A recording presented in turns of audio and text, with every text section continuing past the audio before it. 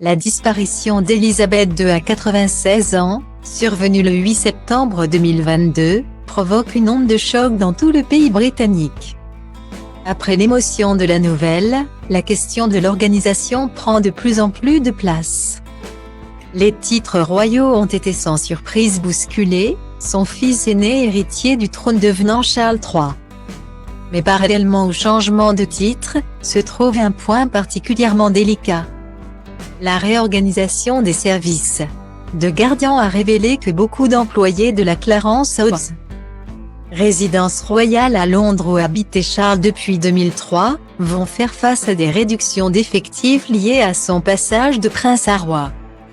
Le quotidien britannique a en effet indiqué que des secrétaires personnels, le service financier, l'équipe de communication et d'autres membres de la maison, une équipe d'une centaine de personnes, auraient reçu l'information de réduction des coûts. Alors qu'une cérémonie pour la reine se déroulait à Édimbourg le 12 septembre dernier. Si Charles III et la reine consort Camilla vont continuer à vivre à Clarence House le temps que les travaux à Buckingham Palace se terminent. Le bureau du roi va se déplacer dans la résidence royale, tandis que Clarence House sera fermé. Un porte-parole de Clarence House s'est exprimé à ce sujet, après l'accession au trône la semaine dernière.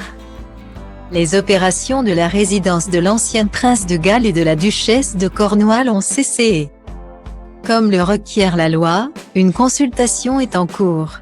Nos équipes ont servi avec loyauté durant de nombreuses années.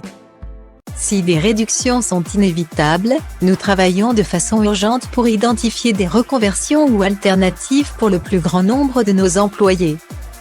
Ainsi, des indemnités de licenciement seront proposées à toute personne dont le poste ferait doublon. Mais aucune mesure ne sera prise avant 3 mois, au moins, selon des sources. Les employés sont très inquiets de la situation.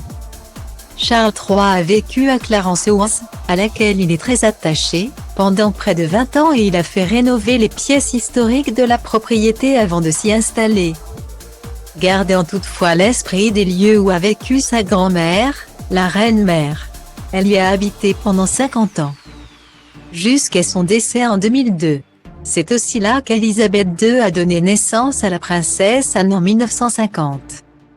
Notons que le roi ne serait pas particulièrement fan de Buckingham et pourrait l'utiliser uniquement pour son travail de monarque, et pas pour y vivre. Cette nouvelle intervient dans un contexte économique très tendu en Grande-Bretagne.